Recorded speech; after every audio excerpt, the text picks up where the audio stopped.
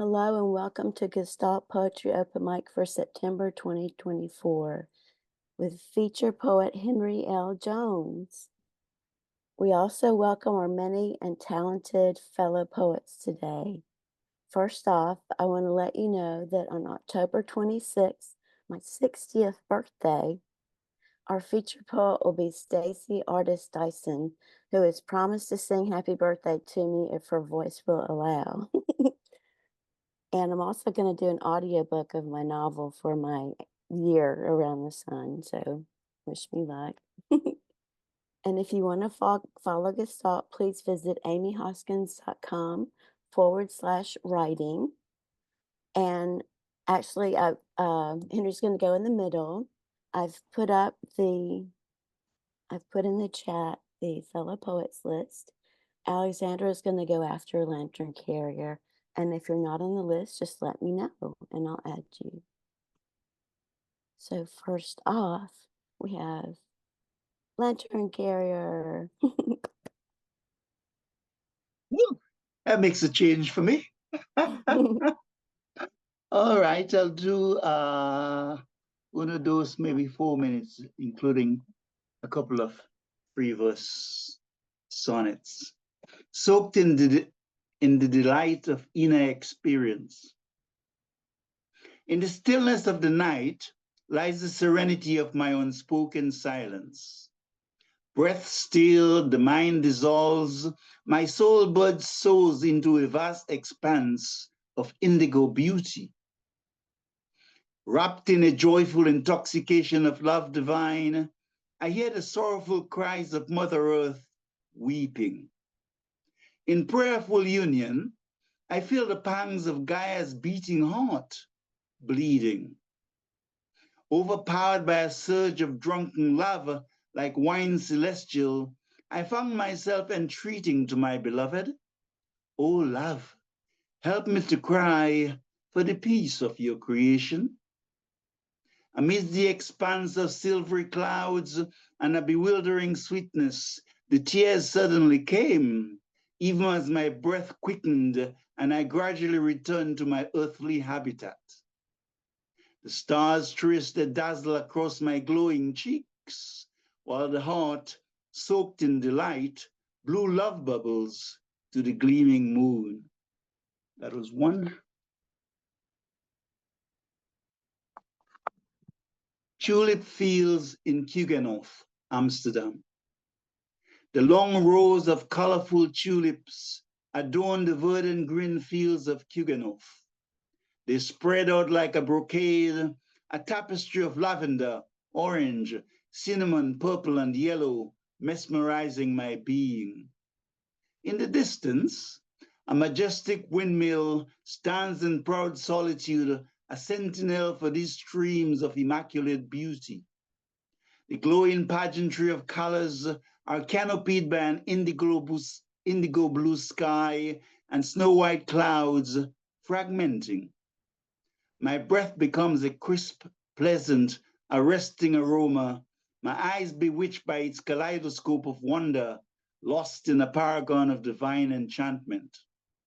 I can hear a silent music from within, my soul enthralled by this naturally visual sonata. My heart becomes a serenity of reverence and joyfulness, transmitting a glow of lustrous light to the custodian of my soul. And my final one is a wee bit longer. The Symphony of the Love Eternal.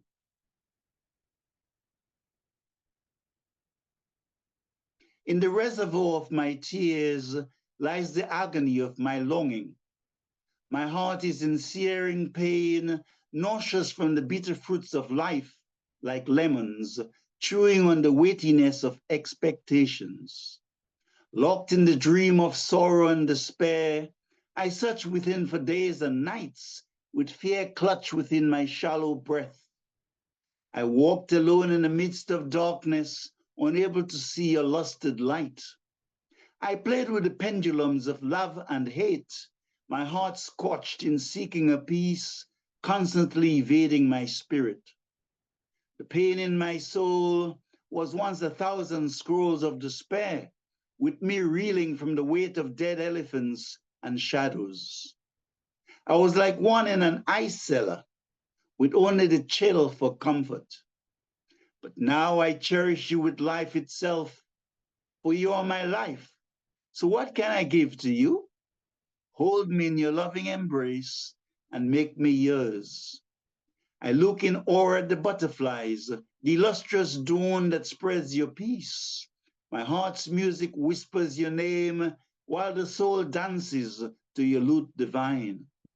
Now I walk in the scent of spring flowers, chatting with lilac lavenders.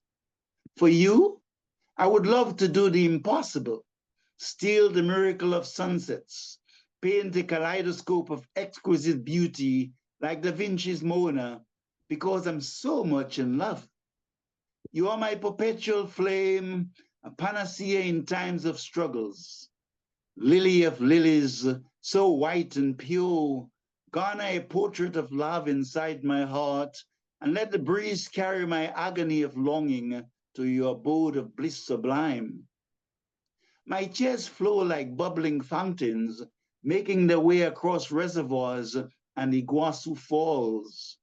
No river can compare to the vast ocean of life. No desire can match the peerless state of the eternal music. You are my vast infinite ocean of life, the sweet effulgent flames of the vibrant symphony of the love eternal. Lantern Carey, thank you.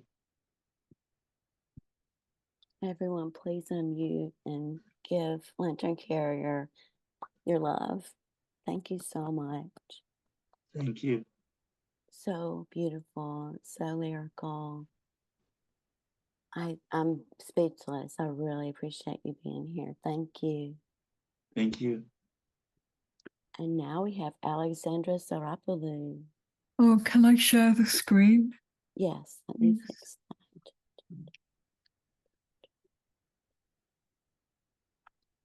There you go.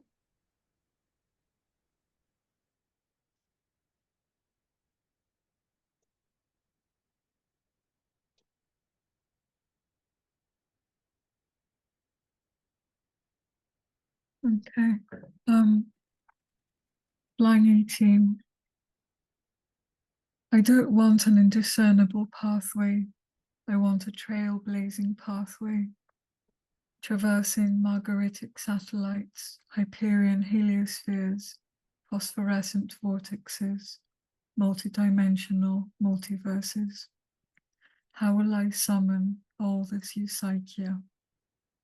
Retrogressing in the tempest of constellations and Erebus chasms of earthly martyrdom, heroically venturing up the highest battlements in the adamantine battle of our weak intellect, sensing the wafts of mysterious entities like fervent prophets in the solitary wild, grabbing onto the roots of our polygenistic syncretic advance into unexplored firmaments, with only our muse arousal, our humble inspiritment towards the spiraling, fire-bearing torch relay, this psyche momentum upwards, extending the borderlines, spreading our alchemist idealism, our vitalized thought forms onto boundless beaches and breezes, where monism synchronically diffuses,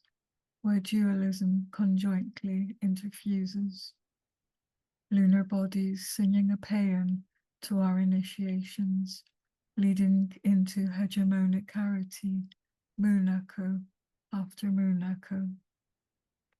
I don't want fallacious ontologies, I want forthright ontologies, extending across entropic abysses, fanatical proselytisms, compatibilist free will, morphic fields. How will I catalyze all this noesis? Roaming in the unpurged lands of mass dogmatic crises, totalitarian fossilized idolization of spiritual plunder, replaced by collective transfiguration of the new race. conflicting forces of complex personalities overlapping with developing perceptions from infancy to liberation. Psychic hearts budding in akashic fields, fusing phenomenon with noumenon. Neophyte eaglets zealously ascending with dithyrambic cries through sensory and extrasensory soaring, conquering the peaks of both limited logical and unlimited illogical, refusing to be enslaved by the temporary and tragic tensity between somatas and asomatas. Iliacal bodies catheterizing the union of embodiment and emanation, uplifting our lament from the brink of ataxia, sun cascade after sun cascade. I don't want obscure awakenings, I want compelling awakenings. Charioteering intuitional journeys, eulogized prophecies, teleological ethics, perfected laws. How will I receive all this anthroposophy? Swirling in the time cyclones of involutionary and evolutionary forces, dismissing the noise of our tumultuous passions, our coarse footsteps, our swamped senses, ascetically regulating instincts and insights, disorientations and reorientations, grand rhythms of change, spurting flames of freedom within imprisoned, dense, false self, spreading vaporous sparkles within dynamic, purposeful, true self, aligning the head and basic centers to subtler bodies, evading the snare of materialism and unslaked selfishness for mystic kindled values. Primordial karma of imperfect duplexity, developing metamorphic urge of sublime synergism, the gifts of well-balanced pneuma and form. Auric bodies leading us along the noble middle way, opening the gates to privileged domains, gold torrent after gold torrent. I don't want shadowy flights, I want hierophanic flights, forerunning rare hylomorphisms, demiurgical cosmocrateras, seventh ray manifestations, tetractous harmonies. How will I actualize all this entelechy? Colliding in hazy equivocations, in dilemmas and phantasms, in damned, unprovable realizations, marching through the remnants of civilizations, the vestiges of philanthropy, the ignorance of metaphysics, disheartened beings causing friction and disease, seeking full expression in deific eupnia, surmounting the deluding maelstrom of overwhelming astral uncertainty, sowing and sharing hilo energies of immaculate conception, deontically and ritualistically giving exoteric schema to esoteric hypostasis, power visioning the magnanimous purpose of our existence, of our frenetic anabasis towards the unfading flare in hope and desperation until our fated transitions, holding our trophy of treasured epimethium. Lucent bodies radiating through the unaltered monad, through the human primal whisper of all, light apex after light apex. We don't want a refracted hyperessence. We want an authentic hyperessence. Spinning sibylline voices, lejoic plans, luminous consciousnesses, new age apocalypses. How will we ever enter all this hyper-Uranian?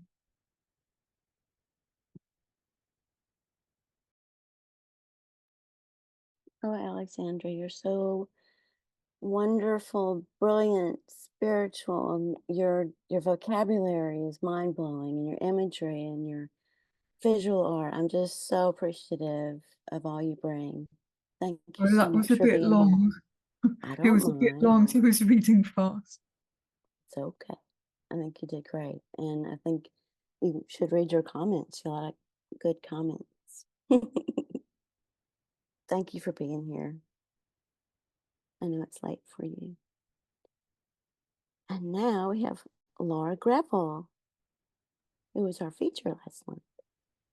Thank you very much. Great to see people and lovely start. Absolutely beautiful with Lantern and Alexandra. This is called To My Neighbor Who Built a Wall Against Me.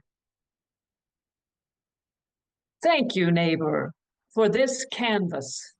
Upon this flat expanse, upon this fence of distance, my children and I will paint a masterpiece. Wily as trees that come up between the sidewalk cracks. We will paint a scene of splendor in the desert, from coast to coast, flowering with effervescent greens and blooming fruits, audacious. We will paint an overstory that shades our heads in leaves of kindness. We will paint skies of blue and truth and clouds that drop seeds of patience. On this wall, we will paint words that give hope to those who arrive at this station.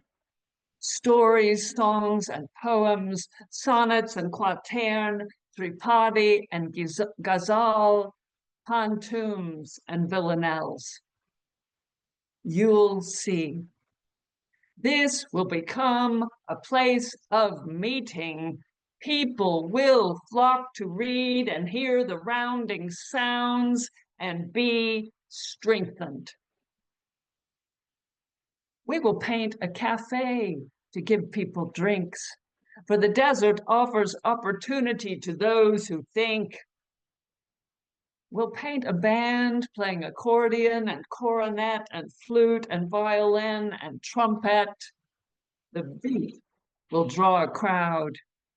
Singers will chorus, dancing and exulting in your name, neighbor. What? You're feeling left out? Lonely? On the other side? Then we will paint a road. We will paint steeds strong and true. We will paint you, riding in, riding through, tearing down the stony walls of indifference, tearing down the bricked fears of the other. And by painting us together, that will be enough. Thank you. Brilliant as always. I love your delivery and I love that story and the resistance to closed-mindedness. Just brilliant. Thank you so much.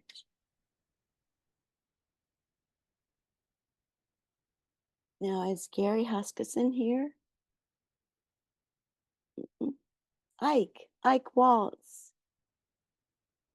Oh, wait. Yes, Ike Waltz. The Whisper of an American Lullaby. Sleep, baby, sleep. Your daddy blew up in Afghanistan. Your mommy works 3 jobs if she can. Your sister, sweet 16, not at school, but an addict on the street. Sleep, little baby, sleep. Sleep, baby, sleep. Your country is in need. Sleep, sweet baby, sleep. Your mommy is a Democrat. Your daddy is a Trumpster man. Your sister grew up with a burned out in a flash. Now stoned, hugging a tree. She just can't forgive. Will she? You voted, sweet baby. You voted for MAGA. Yes, you did. Now that he lost, you just pretend to exist in a country without trust. And Twitter X competes with TikTok, who manage suicide at best. The real is hope. And we hold on to an American dream that is long, long gone. What a rude awakening. But it's such a long time ago, now that I remember what was fake, now that I hear what became fake, now that I struggle with reality turning fake, now that I taste my afternoon, my red hot carrot cake, sublime, fresh from the butcher's shop, rare and bloody, rancid. You mind? And yes, fake. The only truth I take is to confuse and burn my books to sugar-coat our future, warming my nauseous ice-cold ass. Oh yes, white man's freedom kills, whilst the black and brown body chills. Sleep, sleep, sweet country, the beautiful. Sleep, sleep tight, roll in your abyss dreams. Kiss, kiss, whatever sight. Love you, gun, snuff that really light. Hallucinate. Good night. And so an American lullaby whispers that history once again repeats itself. Long forgotten is being free, being brave. Now we blow our bubble gum, bite our 2-inch fingernails, and pull that horrible trigger with confidence. Wake up. Wake up. It's time, and start to unite. Justify that only we are that famous American exceptional man. Or is it only poetry that stutters, crunching ice cubes which matters? Chewing gum that sucks, killing with that latest Second Amendment gun for fun, tick-tocking social media. Is that all we can? Sleep, little baby, sleep. Your innocence is on the chopping block, blindfolded, I mean. Sleep, baby, sleep. When books are banned, when books are burned, you don't have to read. When the Bible's spelled upside down, from Trump for MAGA. When in God we trust is a dollar's value, our saga. And blond Jesus closes his blue eyes, opens his bearded mouth, screams at what Munches scream, what have I done? Tell me, is it true? Is it fake? What have I become? That we burn history again with the blessing of us, our mothers, churches, politicians, controlling the curriculum for our future, brainwashing the minds of our daughters and sons. Teachers have nothing to say. God bless America, whatever God it is. What has America become? Sleep, baby, sleep, a lullaby no more. The door is shut in Disneyland. There will be no Donald Duck. Mom cannot pay the future no more. Can you still believe in the American dream when Trumpism is alive and well? Is it the pole or the flag that sways in the wind? Is it the arse or the hole that stinks? Somebody said this last week. Wakey, wakey, little baby, hold on and listen. A whisper is in the air. United we may become once again. It's just a whisper in the air. That is why I vote for Harris Waltz. The little hope I have left. I've seen it all before. Wake up, little baby, wake up. Enjoy the dawn of a new American dream. Thank you. Oh, Ike, Oh my gosh. Your comments. Real, raw, tragic. So good. So good. So important to say those things now. It's a very delicate balance we're on. I appreciate you. Ronald Bremner, are you here? Yes, I am. Yay, welcome. Hello, everybody. Yeah, over the last 10 years, I've had about 40 or so poems published in the Red Wheelbarrow. So I'm going to do 3 poems from Red Wheelbarrow 15. The nearness of you and your diaphanous genius obliterates my attempts at witty non sequitur. You wend your candor like a blunt meat cleaver, scaring off my interspersed anachronisms. But I wed the scurrilous harbinger of your desolation to a permeable life of limited means. And before you can say Jack Robinson, we're off to an illustrious future of peaches, plums, and peanut butter, poor health and poverty, leaving behind your sponsored Lotharios, pilloried in their maudlin yesterdays, while we salvage our encapsulated tomorrows. Okay, and this one is called Untitled and Recently Written. Life glues itself to you, sticks incessantly, no matter how you try to pull yourself free. In sporadic bursts of energy, it cleaves and covers you like a choking wet blanket you can't get out of. No, you're stuck forever in this miasma of melting snow, this life that won't let you alone. You are forced to compromise with craziness. And this one was written for a good friend of mine. It's called Her, Parts 1 and 2. Part 1. She dresses like a dream, walks on fire, upsets apple carts, douses spring with rain. Dreary phantoms, refugees of desire and long overdue payments, these make not a dent in her limousine of letters.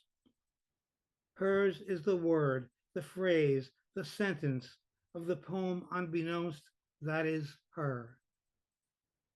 Part 2. She comes and goes and comes. She scents the odor of a dream, the cachet of tomorrow, which informs her of where to spend her time. Words spill out of her like cold milk into hot coffee. Her cup heats up the microwave. And finally, this is an erasure of a poem by John Keats, his poem To Fanny. This is an erasure. Let my spirit throw me upon the flood, stifling my dream. I come into the wintry air. My fears ravished, aching, gaze with greedy looks, eat up my silver moon. Let the amorous burn voluptuous visions into me. Fanny, put your hand upon a woman, swayed to and fro to despair. Thank you and have a pleasant day. Thank you. Wonderful, concise, the brevity and the terseness of your images, and the not of your images, but of your words. Very good. Thank you so much. I'm glad you're here. Mona Zamfirescu. Thank you, Amy. Just 3 short poems for today. My most recent. First one is called Selkie. The moon songs in the running water trickle like all the years gone by and soothe the women beneath the skin. her moon face withered and uneven like the knotted promise of a thief, that fateful night upon the river. The moon songs in the running water echoed through days of toil and longing. What would I do without you, he weeps, her broom of kindling, dry and scattered, estranged from kith and kin, she swings. Her laughter lives on her son's lips. The moon songs in the running water stir stories of the deep within her. She whispers the ocean to her child, each morn a breath of salty mist. The dust of years 8 has settled, snowed over her secret stolen skin. The moon sings in the running water. The Selkie's wail pierces the heavens. Come home, beyond the dread. The night, dark, intimate with longing. The tears hail cast on blossom trees. Of these and more, the story maker, the poet, her only child, one day shall sing. And a couple of short ones. First, this one is called 13 because I wrote it on the prompt of having them to contain 13 special words. So I have 13 words that I had to accommodate here. Murky over brackish waters, tender tendrils pierce the night. Slivers of full moon slices, chisel pockets, liminal and slight. Monkeys swing across thick canopies and touch the way fishes unravel and nibble threads of light and rivers, the wordless world of pair and paddle. The mangles bear gifts compound the salt and carbon and high winds, smokeless and free, the sentinel of life, my breath ensnared as finch's light, ablaze, the mangrove breeze. And the last poem is an acrostic. It's a short one. Autumn. Amniotic memories of untied umbilical links travel tendered and wrinkled, unfathomable, like waves of maple in the early autumn's numinous nights. That's it. Thank you. Wow. Wow. So beautiful. So full of sensory words. And like a friend of mine named Maggie Sanders, it's metaphor within metaphor. It really flows well. I really appreciate you being here. Thank you, Amy. Oh, you're welcome. Is Suzanne West here? She wasn't sure if she was going to make it. Richard Harris is not correct. Lesley Constable.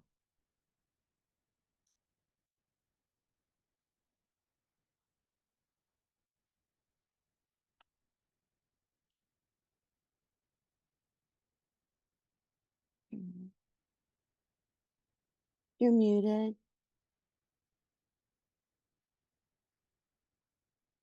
Unmute. There we go. All right. I'm just Wonderful. going to read two.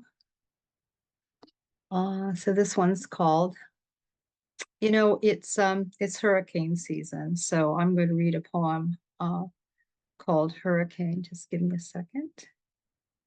I can find it.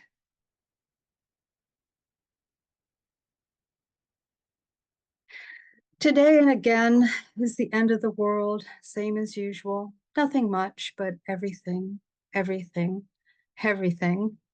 How many times do we practice this, the drill of nothingness and impending non-being, only to discover that we are still. We survive this time and we'll go on for longer and still have our times to waste and not take seriously the act of being. I am the actor. This time It is not the hurricane hovering nearby, gaining speed off the coast. No, it isn't that. The birds by turn quiet and vocal, the low roar of the insects, the sound now at home in my brain. The hush of the palms, still but ready, and ready for the thin echo that signals the call to dance. Yes, dance like the waves, the solution to hurricanes. We will just dance simply that. When in doubt, dance always. I will walk on water if that's what you want. Yes, I say yes, I will dance the dance with the waves, the boiling, agitated sea. I will hover like a god or a fairy, all glistening white with crispy, translucent wings above the sea.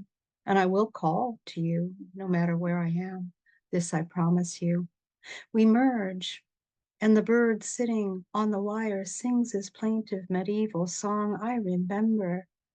The backward wave races, racing to take me to that distant and almost forgotten shore, yet I do remember that other time, each note plucking a chord of memory, the ancestral mind warming me like treacle, the honey, the sweetness, the dearness of the life I once lived and will live again. I am the actor on the stage and the audience, now being, then watching, now watching and being again, a diver, a flyer, a fighter. I move like the swift to pursue and grasp each tiny essence of light that crosses my being, the light of being, the essence of the light to take into my being and nourish me, yet still being with wind, in the wind I hold, being present, I inhabit this still and I sleep. And then the second one is this. I often I live on the coast in two different coasts in two countries, so there's a lot of water going on in my ponds. This one's called Edge. It comes to this, the end of something, and if you're lucky, the beginning of another, this wide ocean of it, all the possibilities or nothing, and you pause. If you have any sense, you either lock yourself in a room, pull the covers over your head, and in the tent made there, the now cloistered space which allows just enough room to breathe, you sob or walk. And why? Because we do not know how it will go.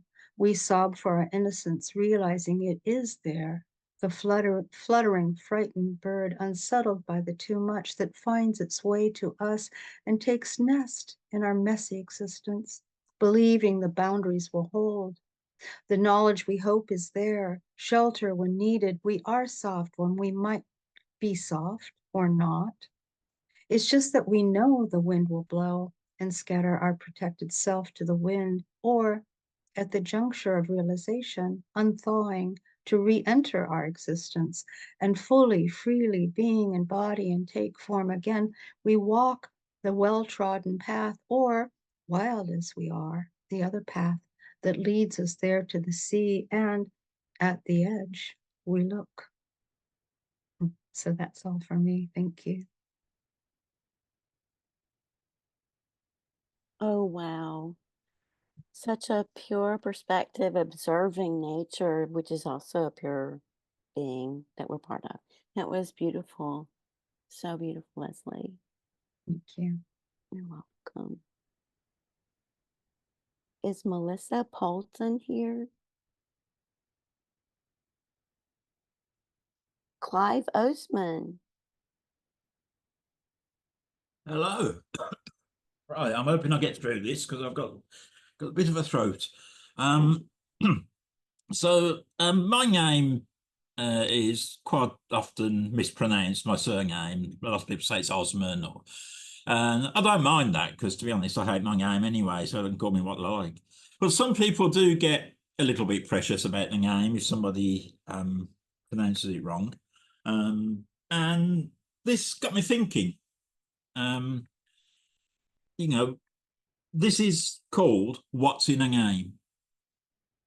Imagine if it had been licorice who flew too close to the sun. All sorts of things would be different. If the philosopher Plato had relationships named after him, oh yes, it's a Plato-Nick relationship, would sound entirely normal. If dubious Caesar had led Roman armies, would anything have changed?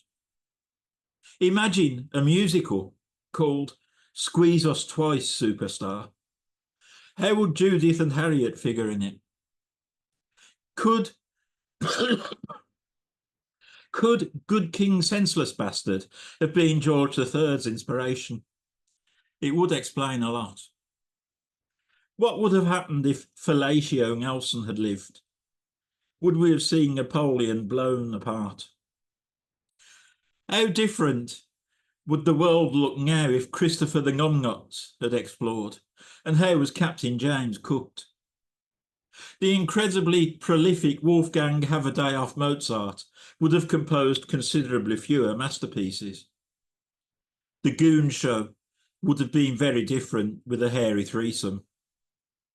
Eunuch Powell wouldn't have had the balls to spout shameless racist shit. Rivers of blood, that's what happens when they chop your knackers off. Board Toucan would have been found. He couldn't fly too far. He would have a large bill from his lawyers and still would have been caged. Maggie Flasher may have been arrested before she could crush the unions.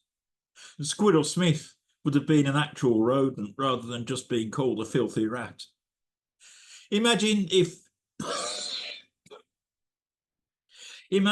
selfish Presley had told Colonel Parker to sling his hook and kept all the money. And on the subject of music, would people have listened to Attila Black or Peculiar Clark? What if Bingo Star had won so much money at the game he never played the drums? And as for modern politics, Phony Blair and George Daft as a Brush were pretty well named. Now we have the era of Gone Astray Gump in the States and Deer Farmer in the UK, with Fishing Umac no longer causing a stink.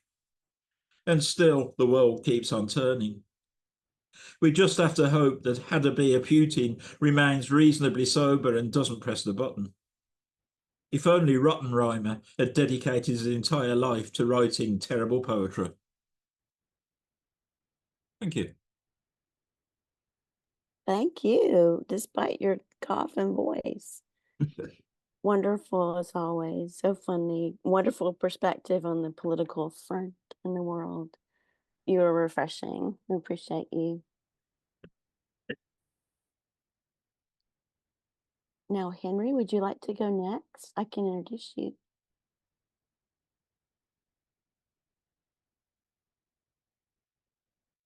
Henry. There you are. I can introduce you if you're good. Hello. Hi. Henry L. Jones, poet, artist, playwright, author, and actor, is the inaugural poet laureate of Hendersonville, Tennessee. Jones is author of 4 poetry books. His upcoming 2024 book is Black Skillet Blues, Poetry Without Cornbread. He has won fellowships, residencies, and visiting writers programs. His poetry has appeared in anthologies, journals, magazines, films, and art installations. Recent publications include In Fullness of the Word, Black American Poet Laureates, SETU Anthology, Poets from the Neighborhood Anthology, and American Graveyard, Calls to End Gun Violence. Jones is the president of the National Society of Black Poet Laureates.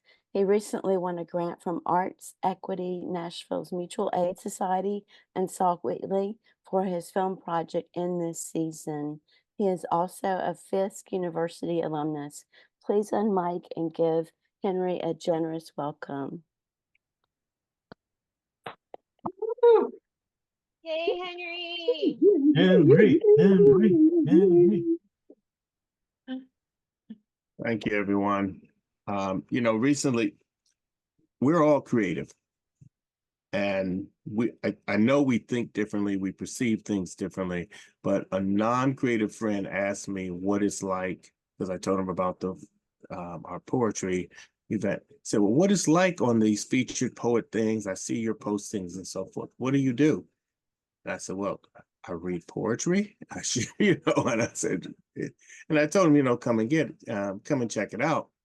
But then I told him it's like, when you're featured, it's like having a birthday party, because you hope people come to your party and you want them to come and you're the center and you make a wish. And already you guys have fulfilled my wish, which is to share yourselves, because I like coming to these type of sets because I'm able to hear other poets in their worlds, because that's what I think it's about as a writer or any type of creative person, us sharing ourselves on different levels and telling our stories. I see us as storytellers. So this afternoon, I'm going to share some of my poems, which are a series of stories. It's some personal, some inspired from events and things. Hold on for one moment. Let me.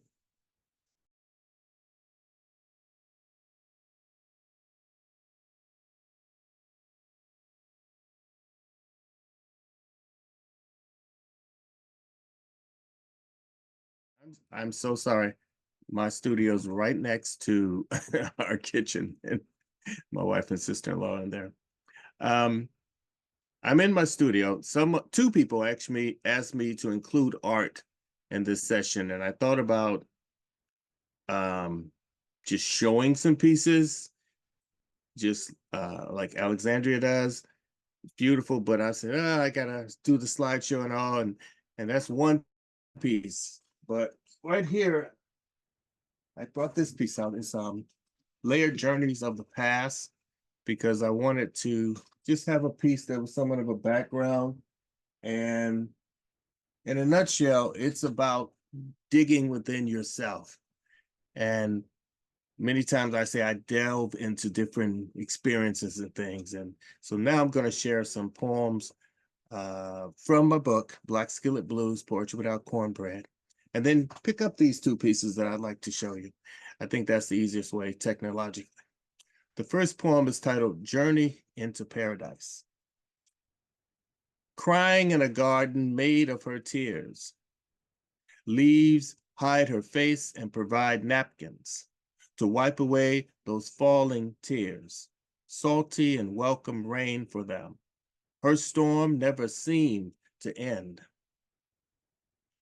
Soaking the ground, exposed roots, clinging to the goddess hands of love. Silent handmaidens who know her pain. She stands among their speechless towers, aiding to her rings of growth. Spots of torment, nature pulls her closer to become more like a tree. Stand tall and don't be shaken by the storms with rage. The next poem is titled Emptiness. It just times just feel empty. Don't know why. And usually when I get those moments, I write. And this is one of those poems, Emptiness.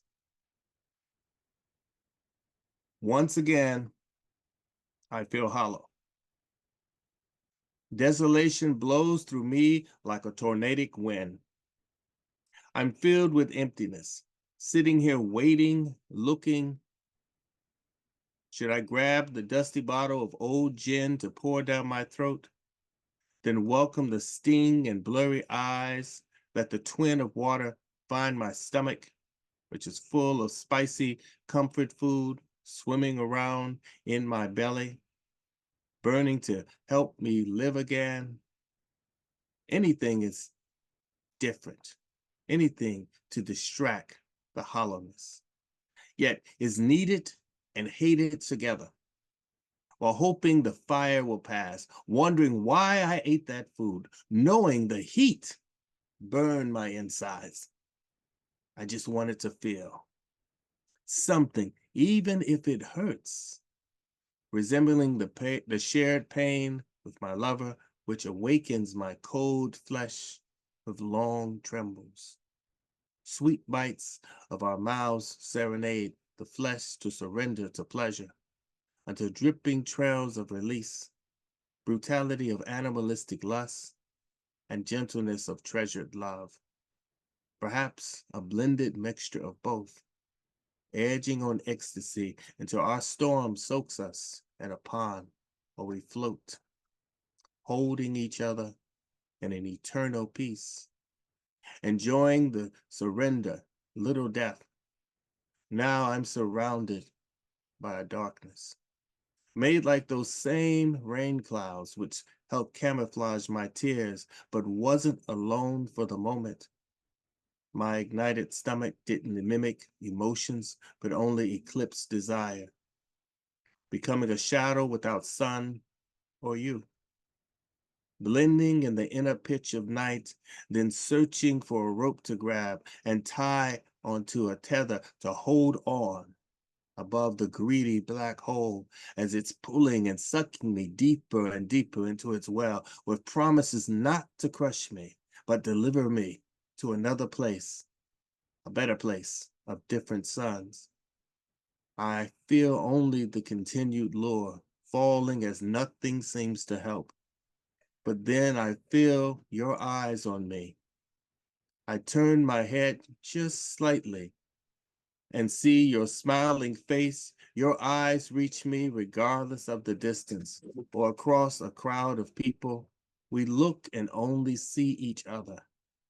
You're my love, shining like the sun, removing dark clouds and heavy rains, parting a way back to find a road to you, to bring better days when you and I are embraced. I become new again for another day, no longer feeling my deep emptiness.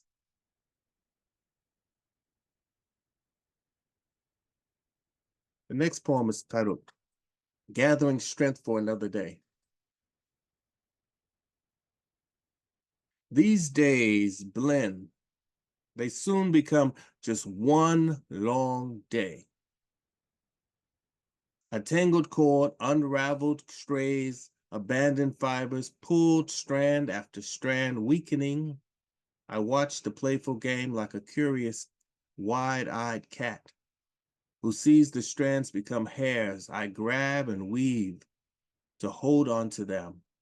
Then I gather more loose ends and braid them into a rope, following the helical journeys back to what I was before, reaching for loose ends with my palms and find a way to hold on, find the strength for another day.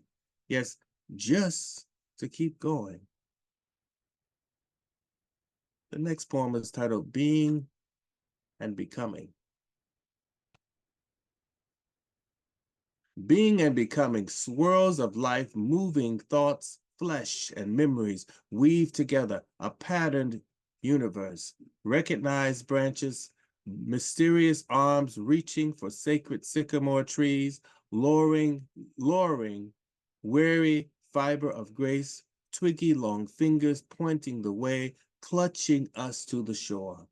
Water to fulfill the thirsty child, lost and searching for the right path, looking for the placed breadcrumbs, those dry remains of the last meal, tasting every forkful and smiling, but hunger just to become found and not alone.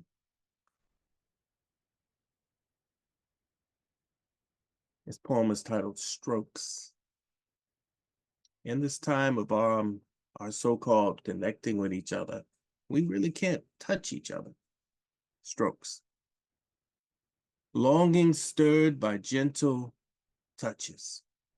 Lounged in the mind's memories, disturbing but awaken the cold from a deep sleep, waiting and hoping to resurrect what needed warmth strokes to live. This poem is titled Just Echoes. We're but vague echoes of our bodies. We float in while passing each other, hoping to touch each other, and know our hazy selves, much like clouds of fog, is enough substance to make us feel real and not empty, inside and alive, as we reach to touch each other and believe we're real, instead of moving echoes. This poem, I'm a coffee drinker, and I've mentioned coffee in my poetry, but I have never written a poem just dedicated to coffee, and I've read this a couple of times. Some of you may have heard it. It's titled, I'm a Cup of Coffee, and I have my coffee here. And I've had my sips of encouragement, that nectar that I need to keep going. I'm a cup of coffee. I'm a fragile being, a cup. Tormented soul trapped in flesh and bones, coffee stains left inside me, a vessel, a chipped cup, with streaking hairline cracks, barely holding it together, etched scratches made with an orphan spoon, unmatched to other flatware, has a slightly twisted handle. Bent by a psychic's mind trick, this metal spatula scraping my insides and touching my skin like a lover's tongue, seeking and craving to release what's trapped inside, hidden frustrations blocking smiles, forsaken passion to awaken me again. I pour in sugar and swirl it down into the black hole. Here comes the bitter river flowing from the past, each hungry taste, drinking new life, my tongue baptized with a silent praise. But each and every morning, I find a way to keep going.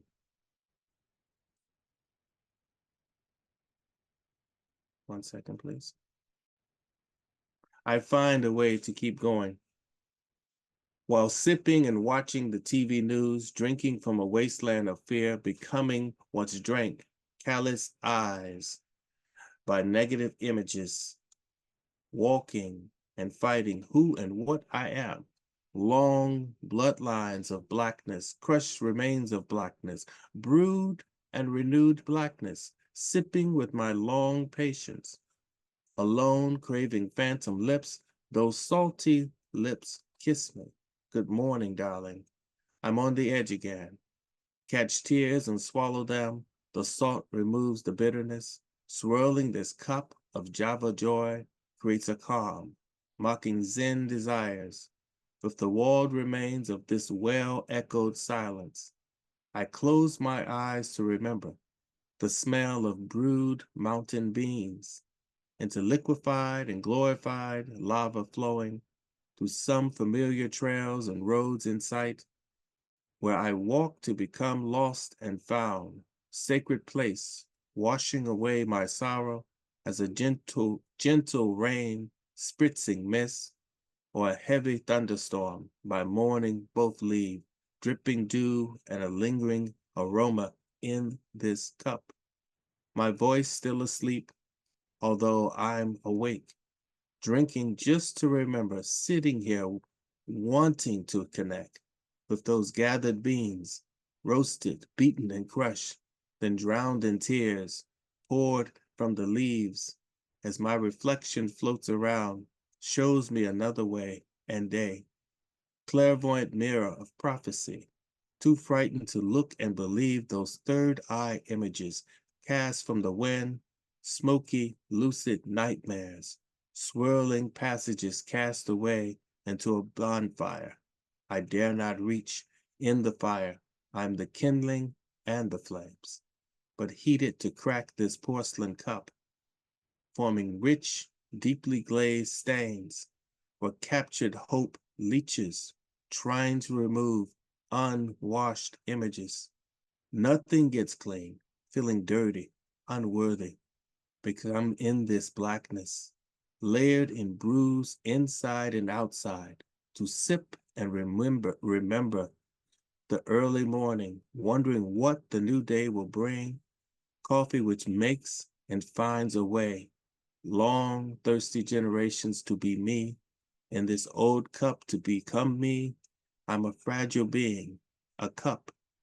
Tormented soul, trapped in flesh and bones. Coffee stains left inside me. A vessel, a chipped cup. With streaking hairline cracks.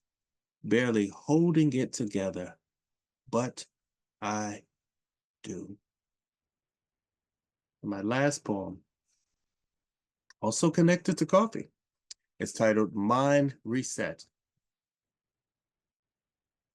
As you know, we got all these problems, wars, and, just make the grocery list of all the things going on in the world kind of, get you down. So you need to reset that mind. Try to find ways to do that. Mind reset. Resetting my mind to bring myself back. Thoughts now clear and focused. Found a way to not let the stray remains of my sanity seem to keep coming unraveled. Questioning my mental health, wondering why so many, if it's chemical, is it physical or what? Or maybe an injury. No. This reset turns myself off and wait in silence, enjoying the silence, listening as noises inside me fade away, bringing peace as I drink my cup of coffee. Thank you very much. Oh, dear friend, wonderful set. So memorable as you wanted it to be. Your experiences and your perspective are so dense and passionate and vivid, and your metaphors just beautiful. Thank you. You're so welcome. Thank you. And thank you for sharing your visual art as well. You got an opportunity. I really enjoyed it. I'm glad. Thank you. I'm going to post the rest of the open mic list. And Anjie Williams is next. Hi, everybody. I have two shorties. The first one is dedicated to one of my church members in the church I grew up in. He's turning 100 years old. Called 100 Years of Blessings. Through winding roads of life's journey, you acknowledge your Savior in all your ways. You walked in his steps without hesitation. In him, your strength will always reside. You've always been a dynamic, delightful spiritual warrior. For that, he's rewarded you and sustained you with long life. Down through the years, heaven has smiled on you. Your hands have served, your heart has prayed.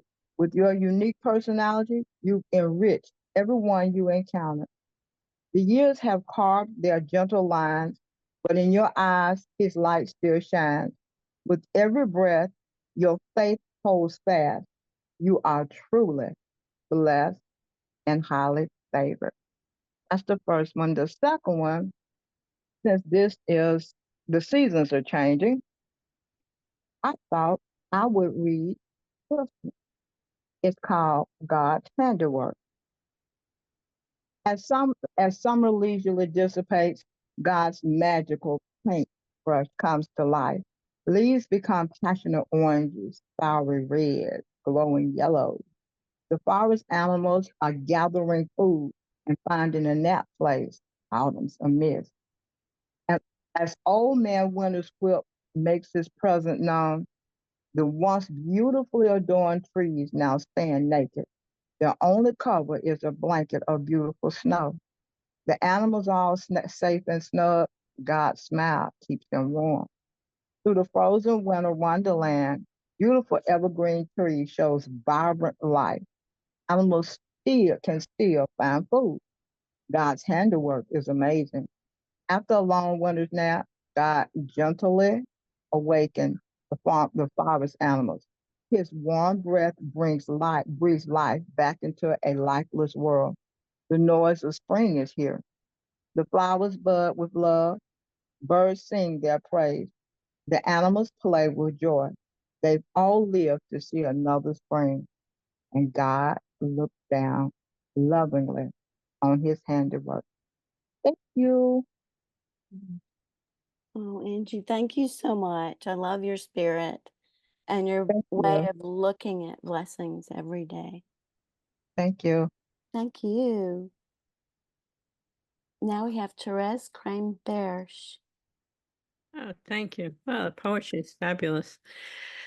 I have a really short poem, which reminds me of one that our future spoke about. It's called Hollowing.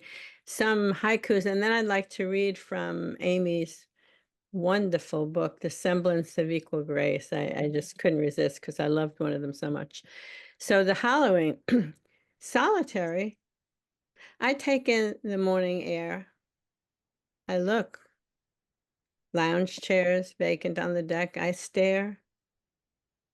Ocean spray covers my face, and every trace of sorrow gone, I sink. Deep inside of me, I remain.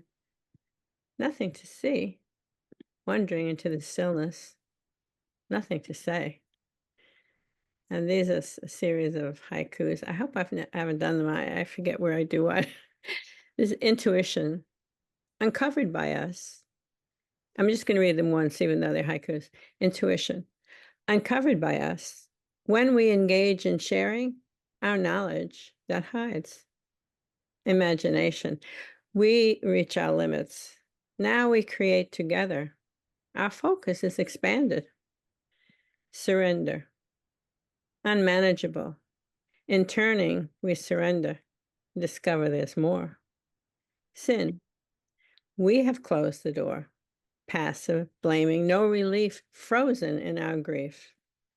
Where two are gathered in my name. In love and service, God manifests in our world, takes on human form. I think that might be it. That's it. Okay, so now I'd like to read this poem, which I just love. I've read it about 3 times already to myself. I have to put my little light on because it's dark here. Okay. I hope you like it. You better, because Amy wrote it. Called Reality Check.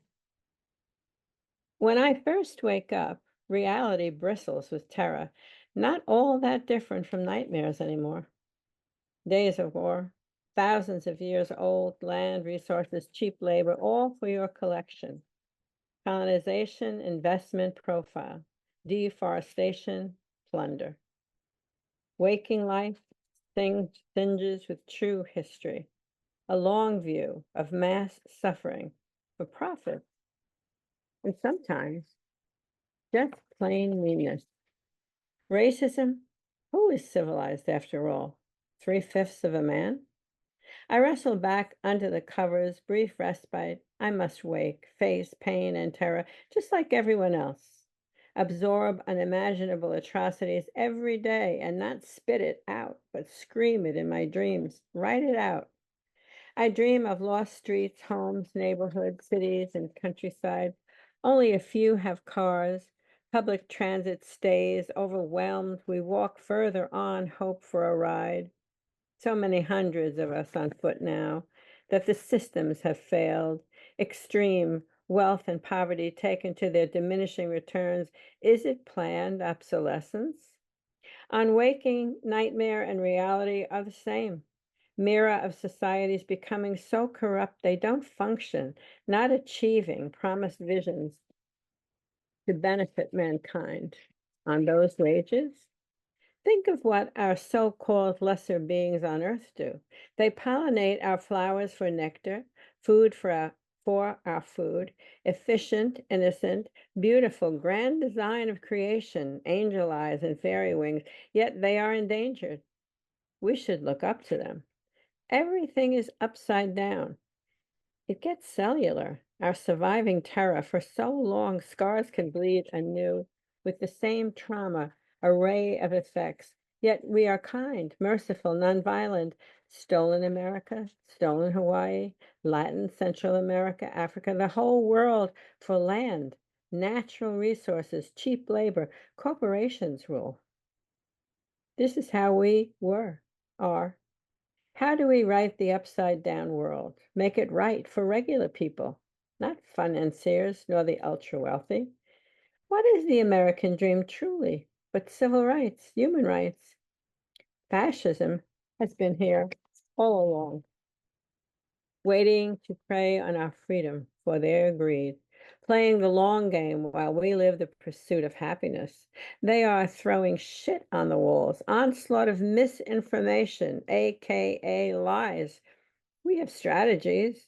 We focus, we lead a fair fight when they have no rules, just atrocity. This is how we lead. We are often on the wrong side. Sour deals with corruption worldwide. Who are the players? Who are they accountable to? The old films on, replay, never get old, violence, unending wars, the old films loop, never die. Who's projecting? Who creates the film? What kind of horror film is it now? Centuries old, thousands of years, unwaking, reality has become a nightmare. We can only lead with the whole truth of her story, his story. All the truths need to be taught and told. It's some poem, isn't it? That's from Amy's book. I just love that poem. Thank you so much. Our book is The Semblance of Equal Grace, and every poem is great in it. I mean, sometimes you get one good one, These are a wonderful collection. Thank you.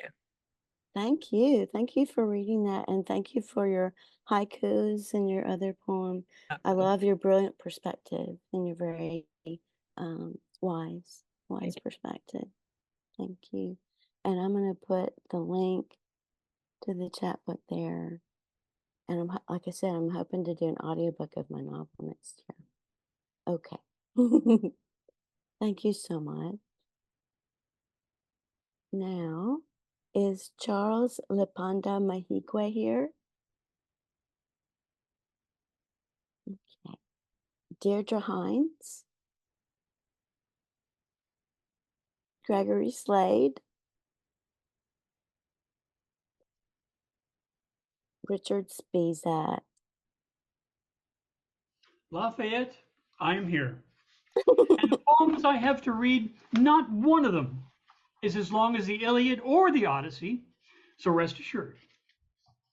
Here we go. I am so enamored of these wonderful, wonderful poets who share their heart's blood with us. Brother Henry, awesome, sir, as always. Amy, thank you for hosting this amazing piece. So here, a love note to all those amazing poets out there that we only know by their sound, by the little framed face in the boxes. This is called If You Were in Oslo. If you were in Oslo, I wouldn't go slow. If you were in Oslo, I wouldn't wait. I wouldn't go slow. If you were in Vienna, I would rush to see you.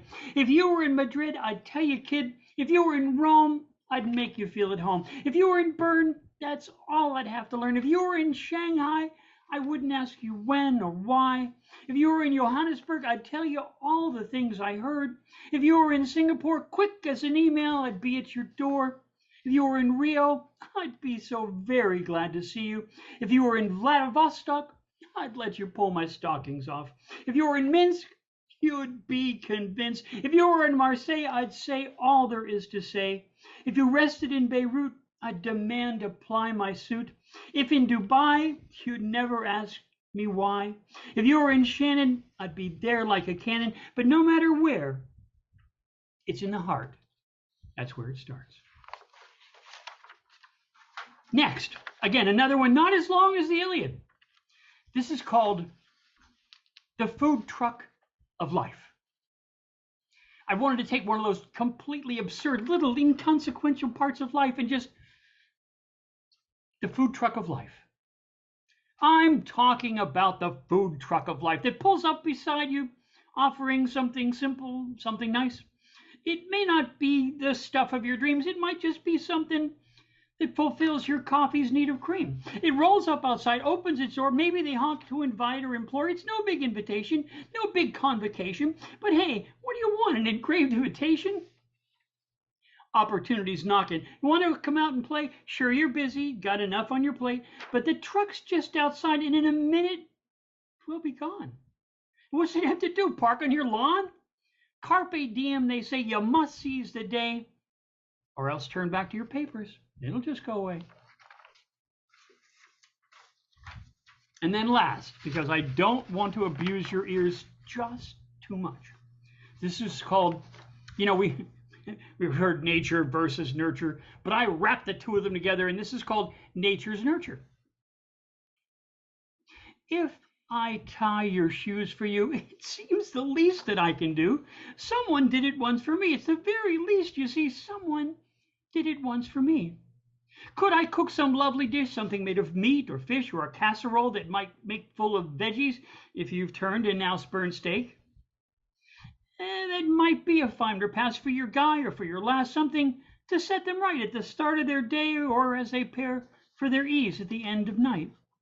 It might just be a lovely drink and rest there in your favorite chair to think. Or if I simply lend a hand to some small job you've planned together, we might make it work. And if you're planning to relax, I could bring a pillow for your back. These little things that we might do can hardly mar or punish you. Yes, it even might lighten a burden or two. This little for your fellow man or dame, I swear I will by all the gods reclaim. These little things together make up love. Sure, a little shoulder rub, the most conscientious devotees shug like drugs. But if all day upon the pretty feet, a leg or foot rub makes complete. And these murmurs of support, you'll find rest well on heart and mind. And when your friend, the artist, tries some feat to build a bridge or cook some treat, you'll find a fine foundation such as these. Great reputations are built, yea, and with prestige. On such tiny building blocks, it's just profound how words of praise can open locks. And when we've a moment to offer praise, it's more than he or she, the artist, that gets a raise.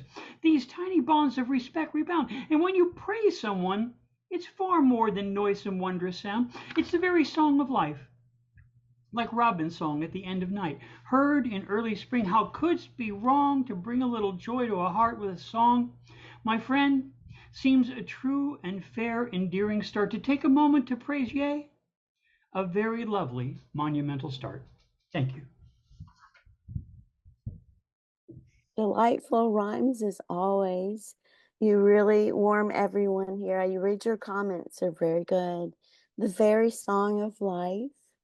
You were compared to George Carlin and Richard Pryor. So thank you so much for being here. Thank you. Neil Daswani. Hi, Amy. Thanks. You're welcome. Thank you. Thank you. I've got three short ones. One of them some of you may have heard before, I'm not sure. It's called The Chimes of Silence. Silence does not dwell in a bell jar from which all the air has been sucked out, nor does it reside at the sixth sigma of normal, nor will it languish, an unrequited response to whale call from beyond the ether. Silence is quite comfortable within its own skin, at the Venn intersection of sound and noise. The moment of music between two movements, the cusp between sound and echo, monastic calm bookending the tinny of the temple bell, its clapper tongue giving voice to lip and mouth, the fortissimo giving way the pianissimo with the crescendo, and the diminuendo demanding that you anticipate the ultrasonics of pin drops. Then that nanosecond where you hear the chimes of silence, the moment when the rain has ceased. So that's the first. And the second is a poem titled Exodus. So Exodus. They are fleeing. They are fleeing, the peoples of this village. They are all fleeing, the farmer and the greengrocer, fleeing from the bombs and explosions, the tit-for-tat shelling that filled last night's skies. On the battlefield, on the battlefield chessboard are the mortar shells, once projectiles, now empty casings, their incendiary payloads delivered, taking out castles and knights. Held to the ear, they still carry war cries, the hatred trapped within explosions and expletives that should have got expended by now, but haven't. Much more than just an empty threat, echoes of last night's machine gun crackle growl and nip at the heels of the exodus, chasing all those who head for the hills, all those who seek the forest green, its verdant camouflage that still offers its sanctuary to those who flee, to the farmer running past his fields, to the greengrocer carrying cabbages and spinach, to the artist who hid a paintbrush in his smock, his easel doubling as a shield, the shield that will not thwart the next round of gunfire. As for the poet, he looks ruefully at his pencils that he now flings into the flames with all the sadness he can still muster. Okay, and the third one, thank you, Henry, for your coffee poems. If I can just pull this up, it's a very short one. It's called Filter, and it's about the background was a bunch of friends who'd not seen each other in 40 years nearly, catching up. So Filter. Then filtered coffee, by the way, is very popular in Singapore where I live. So Filter. Time over time again, we who were friends can reach out in an instant to renew ties over a cup of filtered brew, memories once grounded, now sore, percolated perfection with each pour. We smell the coffee, but still dream deep. Time goes by. The concoction starts to sleep. Thank you. That's it. Wow, Neil, so brilliant. Your tension between words and then your metaphors bloom. It was just beautiful.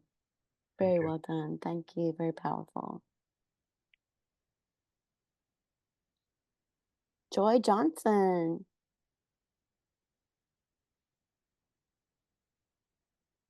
Hello, how's it going?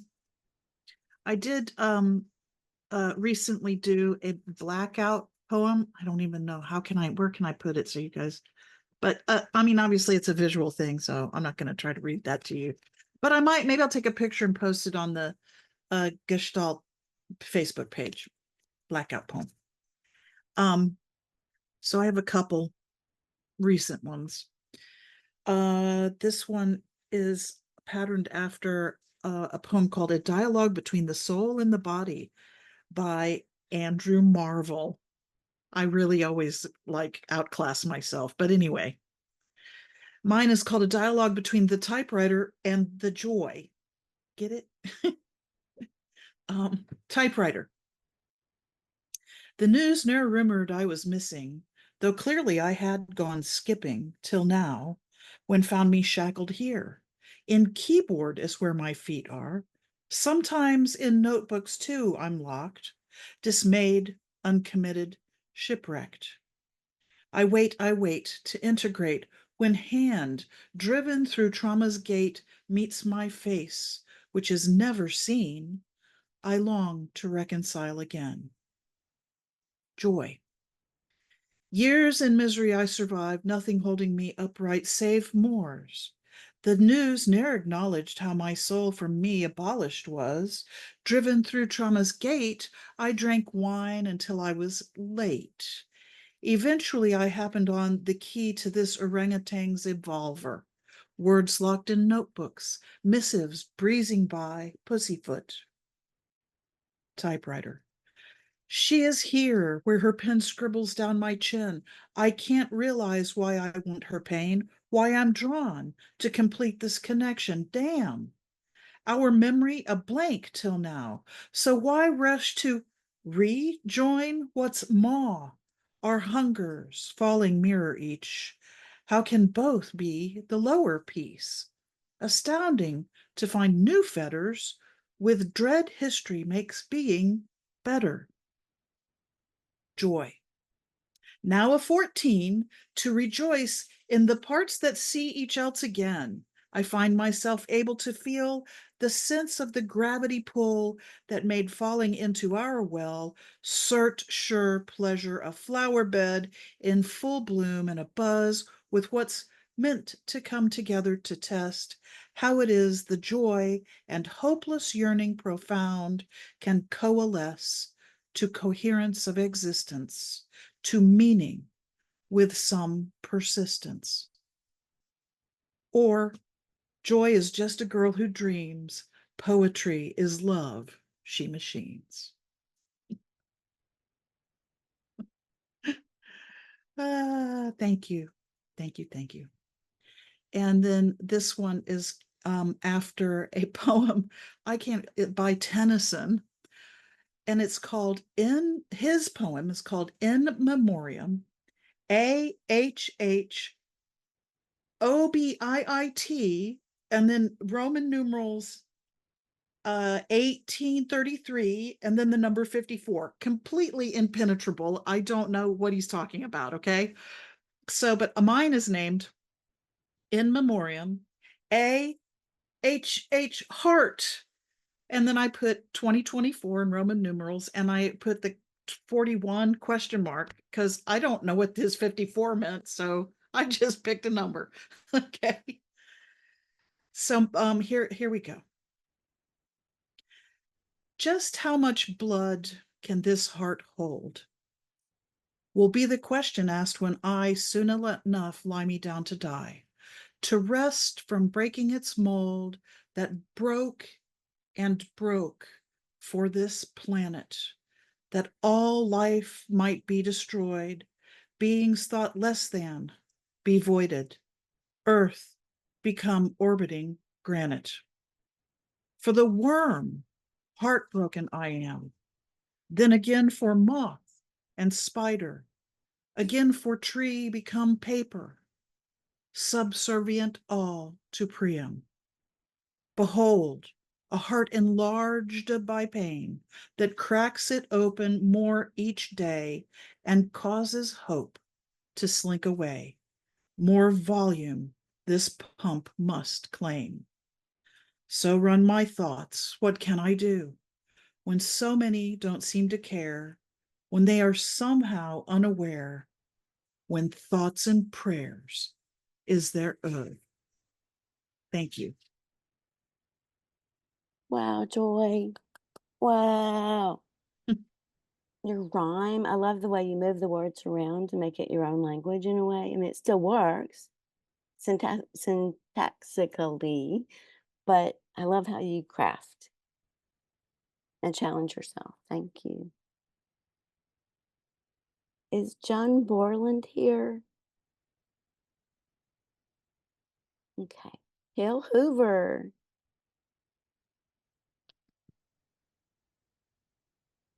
I can. Okay. I wasn't gonna read, but there was a coffee theme, so I thought I would read my coffee thing. My son has grabbed me a couple of times, so hopefully that won't happen again. I have a coffee is life piece, so we'll do that. Coffee is life, the mug declares in bold letters, so sure of the sentiment as to scream it. The shaky fingers holding the mug are older, wiser. They have weathered days and weeks without the warmth of the substance within, and still persistent blood sluggishly pushes through hidden pathways, seeps out through the cracks in the skin. Still, this particular cup of coffee in this certain moment is life, the life being lived by the owner of mug and hands alike. The elderly fellow, lady, person squats in an open doorway, back barely touching the frame, as if paused in the process of leaning against or pushing off the beaten wood. Long moments creep by with little movement, a breath, a cough, the tightening and loosening of fingers against the mug to make up for a tremor. The mind wanders. There have been other cups of coffee in other places and times. A first sip of bitter liquid pilfered from a mother's cup, a second given over with more ceremony under the mistaken premise of being the first, sputtered out for effect to much laughter and teasing. Longer, deeper drinks on dates with a lover, eyes peering over the cup to catch a gaze, a new sweetness present. Convenience store coffee on the way to work. Cream, no sugar, cooled enough to guzzle without much thought to taste, is hardly worth remembering. But cafe au lait taken with sweets alone in a contemplative cafe moment lingers longer, distracts the tongue differently. Distraction. A date in an exotic location missed by circumstance, imagined coffee heavier and thicker to swallow, gives way to the swell of tepid, acrid hospital waiting room brew. A sip offered a child with the same false ceremony of youth, sputtering, laughter. Beans carefully, manually ground in the home of a connoisseur, a task strange to these hands, create another kind of ceremony, one that smells faintly of the previous night's sex. No, coffee is life, is felt more than read. Fingers turning the mug ever so slightly for the tactile reminder. This life, this moment, this coffee. Sweetened condensed milk, rationed out by careful spoonful. Cheap pre-ground, an ancient machine that sometimes takes a few tries to turn on. An open doorway, nothing inside worth stealing. A street-level single room with a leaky sink. A child leaning out a window somewhere up above calling out to another, who answers with sing-song words that may be English, but certainly refuse any possible translation when touching the elder's ears. A faint chip in the base of the mug, found by memory, catching and tugging but not breaking the skin. The mug raises to the lips at just the right moment, soft heat without a burn, just enough sweetness to justify the effort of lifting the mug, leaning back slightly into splintered wood for balance, drawing in the breath of steam. Coffee is life. Just enough.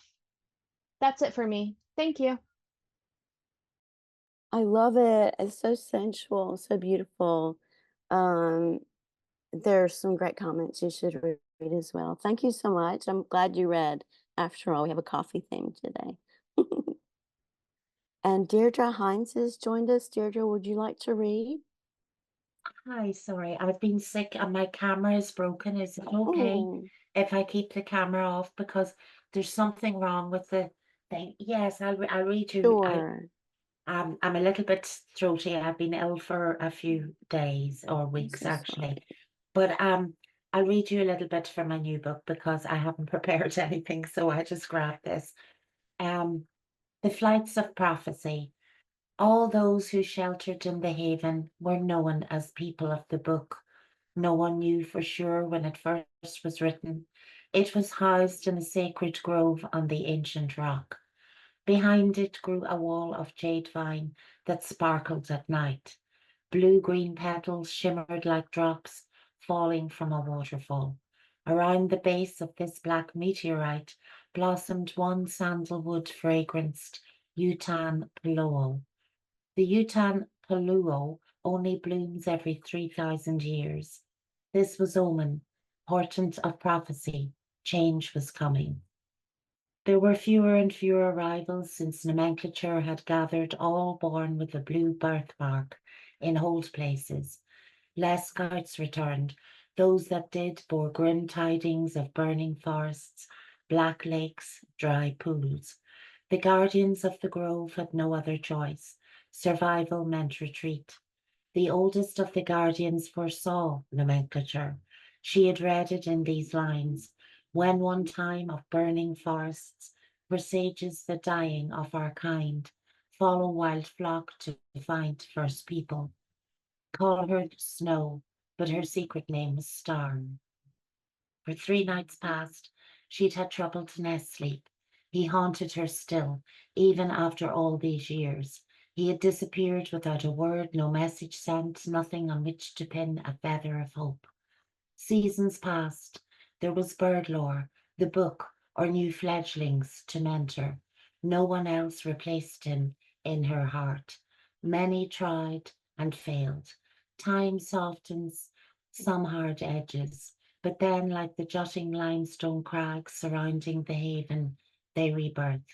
This is when you see if how you've flown has been the flight or not. For 3 nights, Snow had flown back in time to those early heady mornings when they hunted with the fire eagles. Others called him Whistler, but Flame was her own pet name for him. Flame and Snow. Together they had fought nomenclature. Together they had found the haven. Together they had imagined the book back to being. Perhaps the portals he insisted had brought nomenclature to Earth had taken him away, or perhaps not, and yet each night she'd flown alongside him through strange galaxies.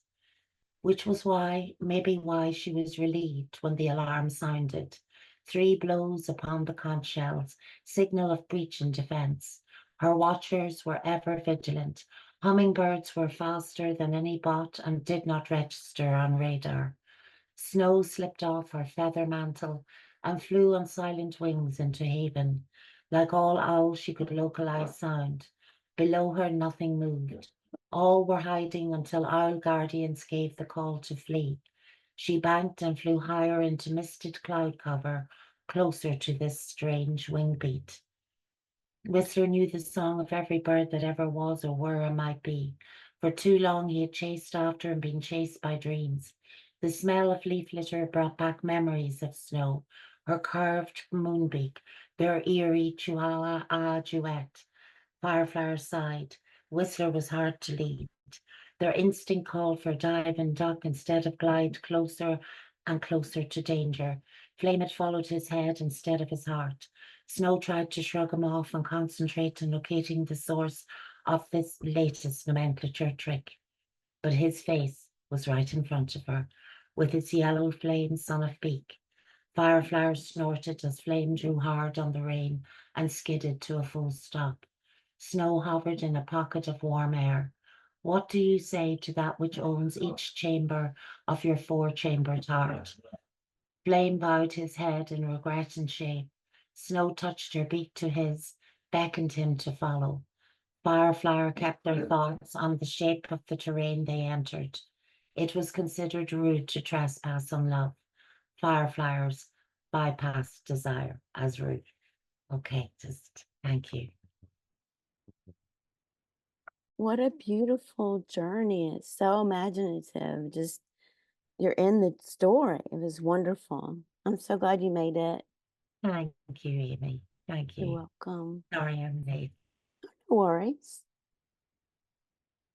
Would anyone else like to read? Did I miss anyone?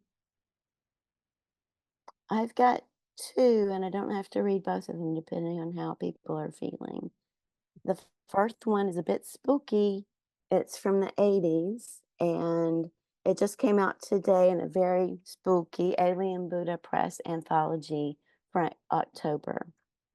Nose to Earth. Beneath the night are murmurings, touching, searching in the softness and warmth of skins at moonfall.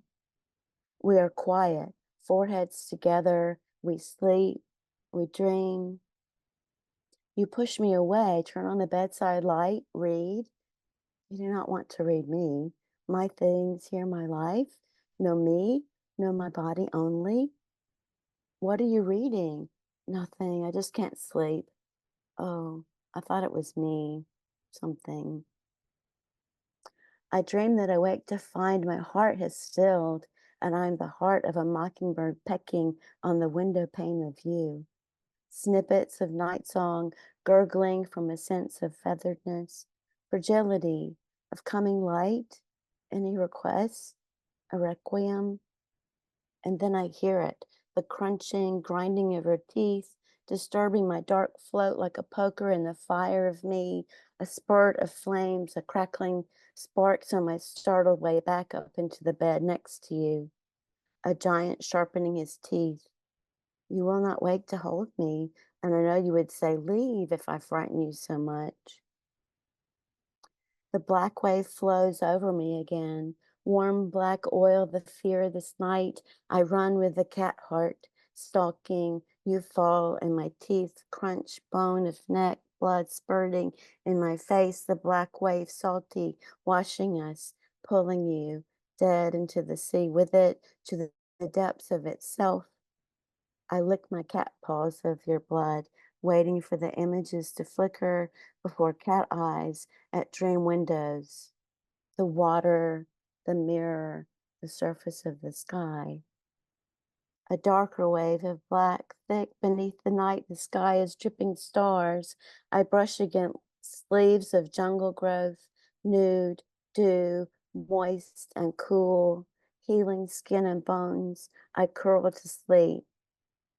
I dig my fingers deep into dark earth, rich, the small ones living there worming and scurrying away from the strange new touch.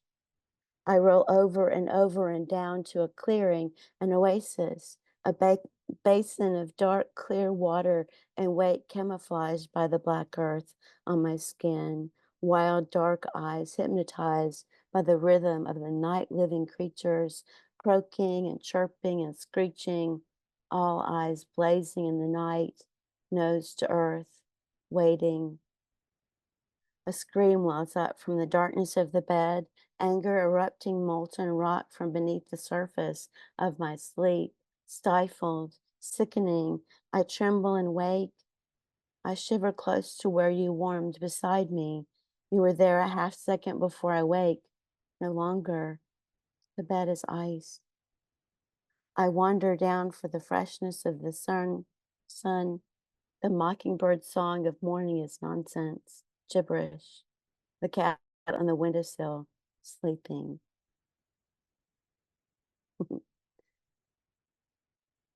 And then I have another one that's new.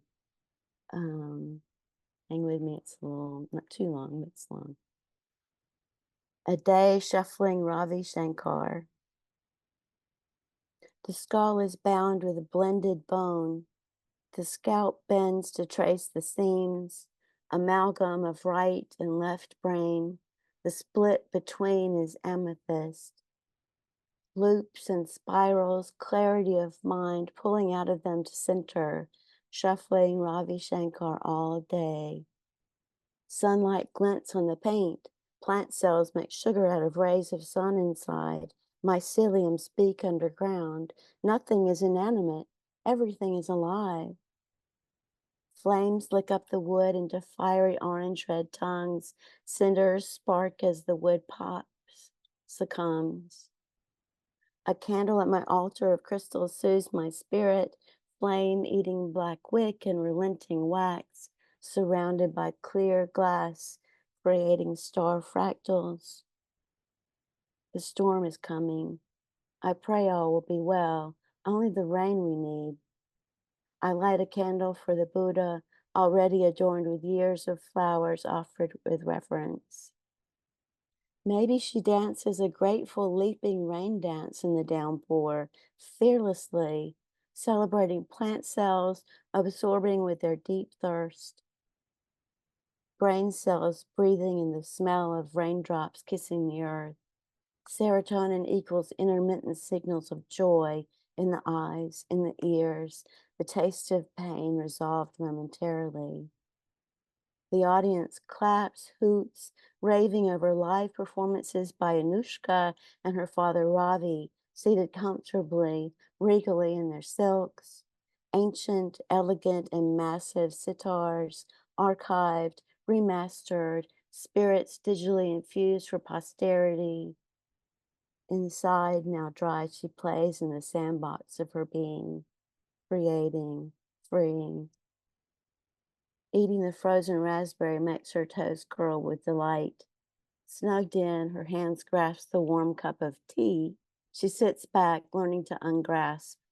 For now, blessings abound, surrounded by Ravi Shankar's peaceful, exploratory sounds.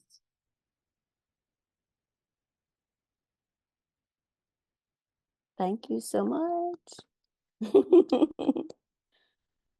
What a wonderful, wonderful open mic session. And Henry, your feature was marvelous and memorable like you wanted it to be.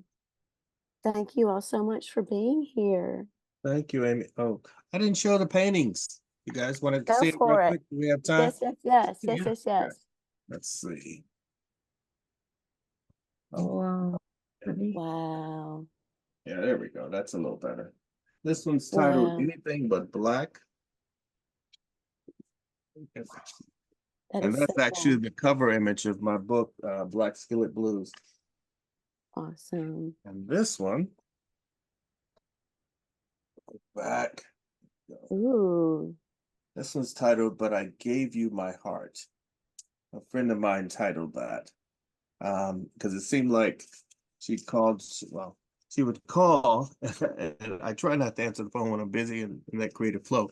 But every time she called, I was painting and I was working on that piece. So when I finished it, I didn't have a title, so I called her and I said, look, I'm finished. And it seemed like, I don't know how you kept interrupting me when I was working. I need a title, so give it to me. And I sent her a picture, and she said, but I gave you my heart. And then she explained what she saw and felt and all that. So I kept with the title, because sometimes I'm clueless to what to name things. Yeah. Me too. That's awesome. Yeah, thank you. You're so talented. And I send my buddy Greg here, who's also a fellow artist, and also Amy. I know you're an artist. Yeah. So thanks for being here, Greg. It's important, man. Oh, I'm glad to be here, Andrea. I'm glad I was able to listen to your set, and I love your poetry and your art. So thank you, sir. Thank you. You guys, thank you so much for being here.